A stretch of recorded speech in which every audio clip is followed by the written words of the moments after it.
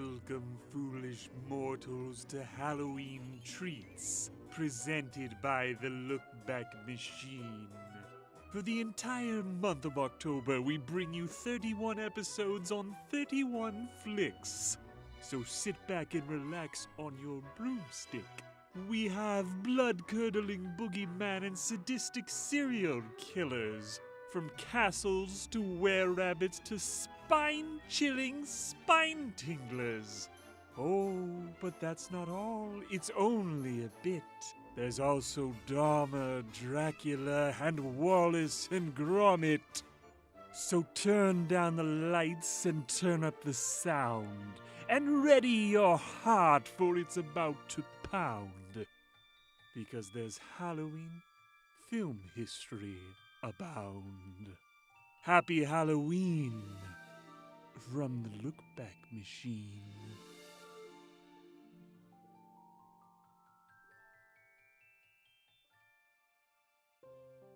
The story goes that James Carreras, if there weren't a pair of tits out in the first 5 minutes, then you'd reshoot. But that's all I know about that one. The famed British studio Hammer Films redefined the Gothic genre from the 50s to the early 70s. It was responsible for bringing the classic monsters of Universal back to the screen, but this time with a British sensibility, and it was in color. The films made a new generation of horror stars like Christopher Lee, Peter Cushing, and Oliver Reed, as well as bringing back classic stars like Bela Lugosi. Hammer's run at the top of horror has been well documented, but today we look at one of their last films that truly made an impact before Hammer's collapse. This is the story of Vampire Circus. Director Robert Young. It was one of those moments that you remember forever. Basically, my agent asked for a meeting with Hammer, and Michael Carreras was, we took lunch, and during lunch, the agent said, "Who's doing your next film?" And Michael looked at me and said, "He is."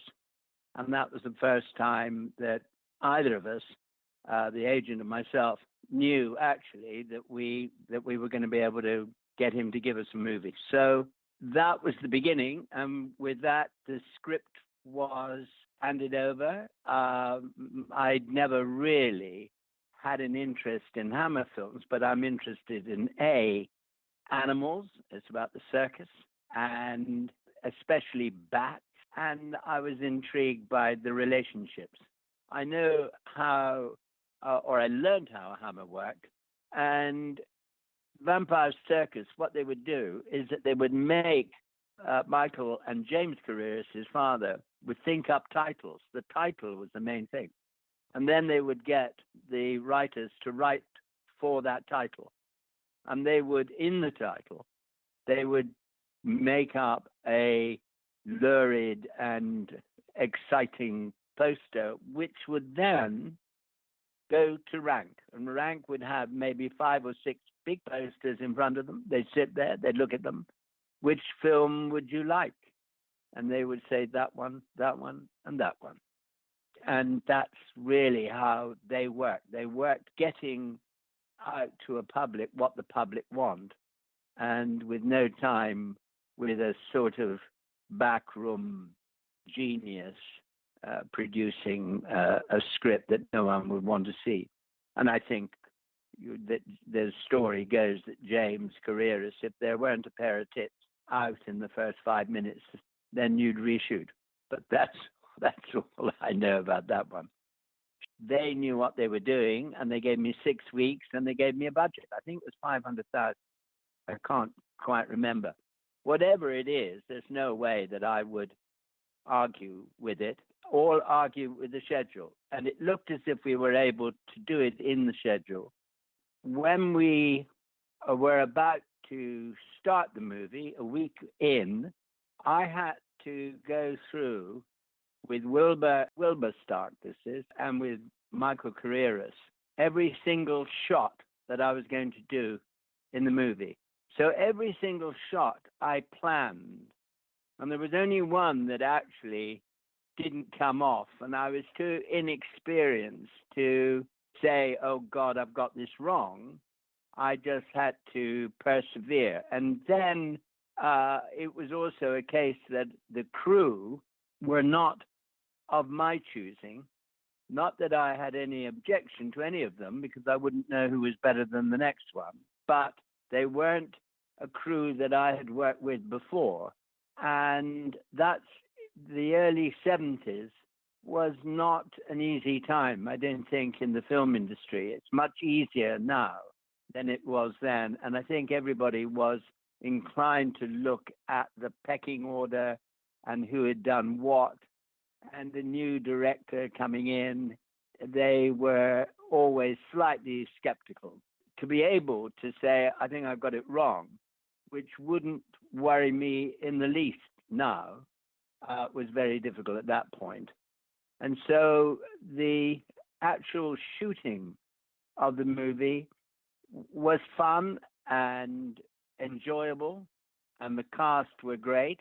The only problem was John Mulder Brown, who told me he could ride and fell off on the first take. That wasn't good. I think that also you're allotted in Pinewood in the Black Forest Park sort of that they use as a lot, and they give you an area. And I went to see the area, which I'd already reckoned on, but the day before, to find Shirley MacLaine was doing a snow scene in exactly that area, also on high cranes. So there was a tremendous panic, and the fact that the Pinewood had made a balls up, and we had then to have a new area allocated, which wasn't that difficult, quite honestly.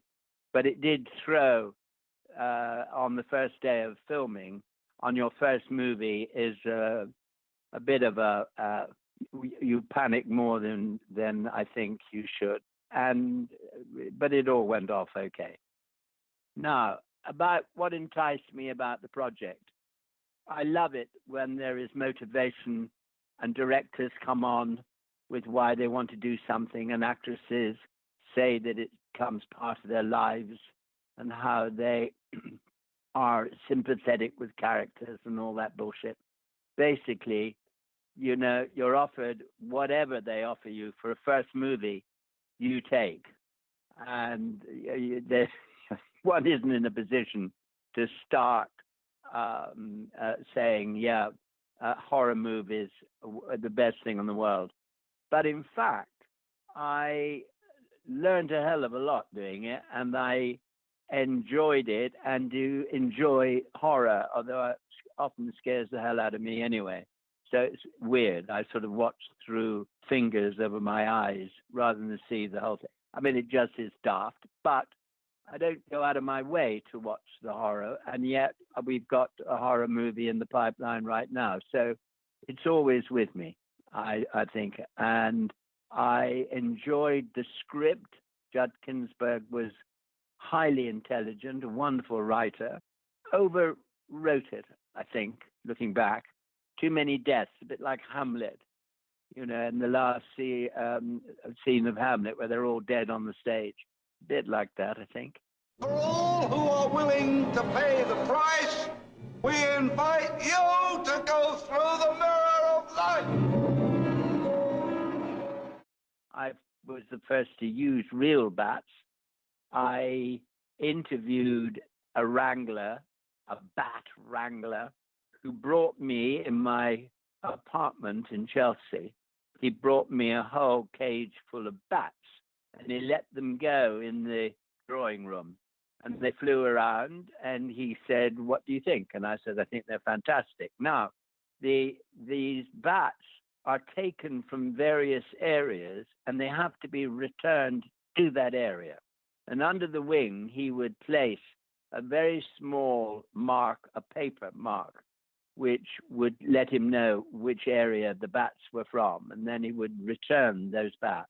Where it got to the big bat, which was called Balls for very obvious reasons, because he had quite a pair on him, his wrangler was quite separate and came in with the fruit bat, who was adorable and used to hang round her neck and travel with her and then look up when he felt like it and then go back to sleep again. Just wonderful and magical.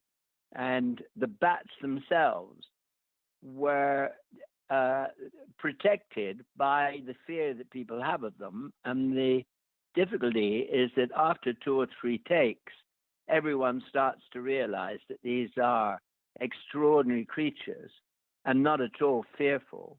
And this is their downfall, when people are not fearful of them and try and handle them, and that's often the demise of the poor old bat. So we use bats like that. Also, we used the acrobats and changing into bats, and that was a first, really. Then, of course, there is the tiger dance, which is inspired in part by John Cleese. And also what we did at the time is to go and get, I think she was called Sabrina, and her husband. And she was doing an act at, who was the guy who owned a nightclub in, I'll remember his name and give that to you. But I went to see the show. I went to see it with John Cleese, who was dying to have a look at a nude show, but couldn't really go in as Cleese. So he came in as my assistant and tried to make himself look smaller. But they did this amazing routine, which they do in the film. And that's quite fantastic. She's painted as a tiger, and she is totally starkers, but you don't realize it because the paint takes your eye away from that. Oh, no, I choreographed that with them for what I wanted. No, their act was slightly more erotic, and of course she is in the nude. And there was a most wonderful moment where we were rehearsing away from the set and away from the opening of the shooting, where it was in preparation. And we went to a rehearsal room, and I looked around, and there she was, Starkers. And I said, you don't have to be Starkers. Now you can wear what you like to rehearse. Oh, no, she said, I'd rather take my clothes off. And the guy she's working with was her husband, and they preferred it. I think they had a freedom together, and that's so they rehearsed naked. Yes, indeed. And that was another thing, of course, in those days. The teeth, although I love it, they do remark on how well the teeth looked. But in fact, no one could talk with the teeth in. They had to do their talking, then put the teeth in, and then do the fang bit.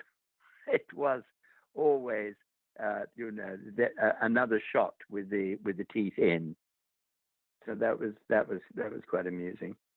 The idea that it went over by a week or whatever, it was not right. It was half a day, in fact. And coming up to the end, Friday, if you look back now and think, yeah, we did get it together. Nothing, when you watch it, you feel is missing, except whatever you feel. But there's nothing missing for the story. And it was scenes with the mirrors, and I had to think pretty quickly about how to do those mirrors in one shot and without any tricks, but trick in the camera. So the last afternoon was a bit fraught because Michael Carreras just said to me, I can't do it, can't give you the time. And if you think about it, keeping a feature film on over a weekend and onto the Monday, they're not thinking of quality. They're thinking of getting it into the schedule, getting it out and doing it. So it wasn't, if it's stretching into 7 weeks is a slight exaggeration. People have been killed in villages, killed by vampires. None of you will live. Your children will die. The film itself belatedly got a lot of credit, but at the time, you well know that its reception wasn't great, and I think sometimes that's a bit sad. And I remember at the time one critic saying that he walked out of Vampire Circus because it was too bloody, and then went on to say how wonderful. What was the one with Chainsaw Massacre? And I saw Chainsaw Massacre, and I couldn't bear it. I mean, just got me going, and so I never actually saw the whole of it. It was too much for me. But the idea that this guy thought Vampire Circus was worse in gore and bloodiness than Chainsaw made me realize, these people, they're not like the Ken Tynans, the theater critics were more inclined to spot what is good and promote rather than just damn something. It's easy to be negative about things, much more difficult to be positive, and especially about works of art. And there's no doubt that if there was the reaction that there is now on Rotten Tomatoes, etc., I'm positive they would have done a sequel, yeah. But, they're very sensitive to the ebb and flow of the public response. And at that particular point, vampire movies were coming to an end. The public was sort of had gone away from following them, and Hammer turned their sights on to comedy and on the buses, and rather sadly, rather cheap. Oh, I can give you one story. Now, this Michael Carrera sent me a telegram, which I got over a weekend, and it said, "Vampires are silent." Now, I was in a turmoil. I wondered what he was trying to tell me. I wondered what was going on. I asked Wilbur. Wilbur didn't know, and Michael wasn't there anyway at that point. So years later, then we went on with it. Years later, I asked Michael, "What did you mean by sending me Vampires are silent?" And he said, "Can't remember." So there you are. Caused me a lot of anxiety.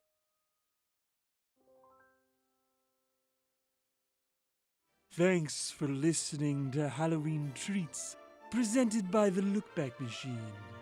Stay tuned for the entire month of October for an episode every single day till November.